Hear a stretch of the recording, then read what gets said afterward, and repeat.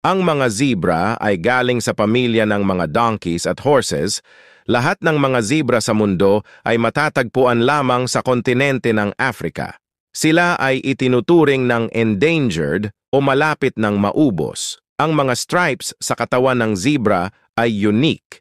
May hahalintulad ito sa mga fingerprints ng isang tao at wala ni isa man ang may kapareho. Foal ang tawag sa isang baby zebra at alam nyo ba na isang oras pa lamang pagkatapos ipanganak ay kaya na nitong tumakbo ng mabilis. Ang number 1 predator ng mga zebra ay walang iba kundi ang king of the jungle, ang leon.